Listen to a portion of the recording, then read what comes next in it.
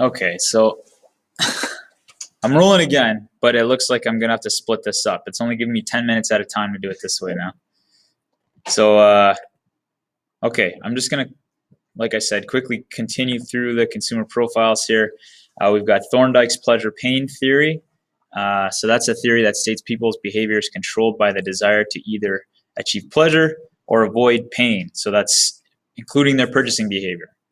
So we buy concert tickets, video games, new clothing to gain pleasure, and then we buy insurance, security systems, and medicine to avoid pain. So that's the pleasure pain theory. Marketers must develop products or services and ad campaigns, distribution channels to meet the pleasure pain profile of a certain population. And we all know about Maslow's hierarchy of needs. So he's established a set of needs in order of importance.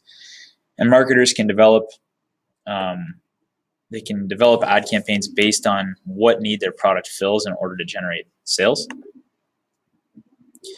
And then there's the rational emotional theory. So consumers are torn between the thought, do I need this, which is rational, and I really want this. So making emotional decisions in their purchasing. Marketers can focus on emotional appeals such as trust or confidence and friendly service, or to rational appeals like product features that will simplify a consumer's life and make them feel like they do need the product. Then we've got international marketing research. Marketing research collects, analyzes, and interprets data used to make marketing decisions. They use two types of data, primary data and secondary data. So first, the primary data is the information collected directly from the marketplace by a marketing research company that wishes to use the information. So some of the ways that they collect that data is through surveys, test marketing, interviews, or focus groups. So this primary data is essentially market research that a company does on their own behalf. So either they pay a research company to do it, or they do it themselves to obtain the exact data that they need in order to help to market and sell a product. Whereas secondary data, that's the easiest type of data to collect because other organizations or government agencies have already collected it. So the sources of secondary are the internet, periodicals, and publications. This might be things like census data or Stats Canada websites, any kind of social science type data that may be collected by, again, government agencies or other researchers previously, data that's available to everybody. Okay, so that's your secondary data. Okay, the international marketing mix. A lot of you probably have already heard of this.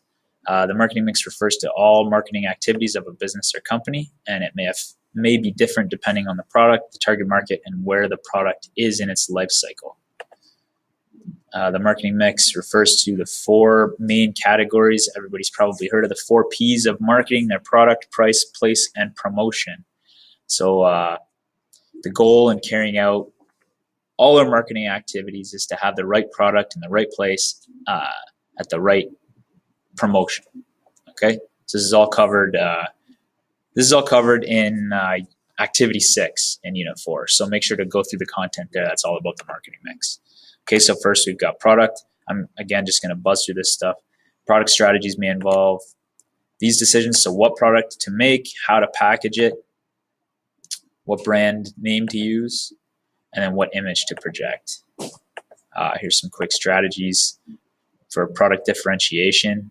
It's a marketing strategy that influences customers to buy because they think a product's different or better. Some product brands are hard to tell apart. So orange juice, potato chips, things that are kind of staples. And then often the differences in the products are not real, but imagined based on the differences in the price or other marketing tactics, such as the word premium on the label. A lot of that is just marketing tricks, right? Make it look nicer on the packaging, just make it look different, a way to differentiate. Spokesperson, those types of things. So here's the packaging and labeling. You can read through those. Okay, price strategies. So reflect what a customer is willing to pay, what competitors are selling their products for, and what image to project. So do you want it to look like a premium product? You might charge a little more. Do you want it to look like a bargain product? Charge a little less. Or no frills, charge a little less. Okay, then place. Place strategies involve these decisions: where product is to be distributed, so where to buy it, how product is to be distributed. In some countries, the number of distribution channels are limited, so getting your product to the end consumer can be very costly. Okay, then we've got some of the place strategies. So specialty channels. Many companies find it cost-effective and less risky to go where the consumers are rather than set up a retail shop and wait for them. So like e-commerce, that's any business online. Vending machines, catalog sales, television shopping, QVC, or telemarketing. And then promotion. So some promotion strategies involve decisions like how potential customers will find out about the new product, what the message will be, when and where it will be delivered, and what incentives to buy the new product.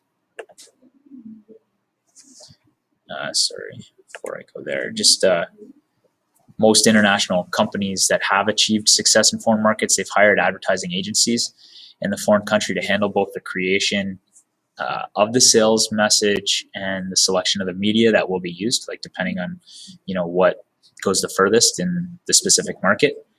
So different contests or premiums, free goods offered with purchases, and coupons are pretty effective in global markets if they are managed correctly. Anyway, okay, so moving on. Work to do. Unit 4, we've now got activities 1 through 6. There is no activity 5 posted, and activity 1, there's no assignment. For the most part, it's not really a lot of work. Just make sure that you go through the content, because that content you'll be responsible for knowing as well, okay? Not just having done the assignments. And now you can begin to work on the FSC, which is due Monday, May 23rd. Okay, so I'm going to try to quickly bring up the FSC here.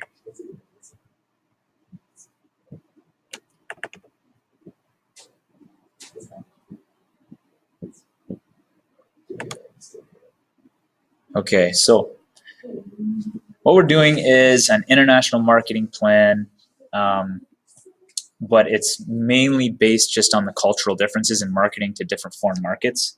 So I wouldn't worry too much about getting too deep into research. You have plenty of time to do this. You have 3 weeks. So first of all, just to go over some of the questions we might have, introductory elements, 5 marks just to make a title page for your report. Oh, and obviously I prefer hard copy brought in, but because it's not due until Monday the 23rd, and we don't have any other days where you guys are required to come into the class. It would be fine if you emailed it to me, but if you do that, I would prefer that you started with this file. Start with the marketing plan FSC file, just resave it with your own name in it, and then start with your title page as the next page after this outline, so that I can print the outline and use the outline in order to mark sort of like a rubric. Okay.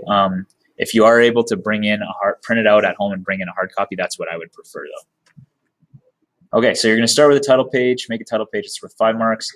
Description of the business or product. You're going to come up with a business and a product. It can be fictitious or something that does exist. And then you're going to be taking that product or business into the international market. So first, just give me a complete description. It's only worth 5 marks. Valuation of the market opportunity locally. So this is worth 20 marks, and you're talking just about the market here in Windsor, okay? So what are the trends? Who are your customers? Who is your competition? Okay, so you can write this up as a report, but make sure to have these headings. You don't need to have all these headings. I just want to make sure each of these are covered, okay? Make sure to keep in mind how many marks are involved in each section, okay? Evaluation of the market and the target market. You can see here that that's worth 30 marks. So that means you do have to do some research. You have to give me the target market, like where you plan to market this, and evaluate it there. I'm down to about 10 seconds left of this video. So description of the and development of the product, 5 marks, how you're going to get your product, any labor requirements. Okay.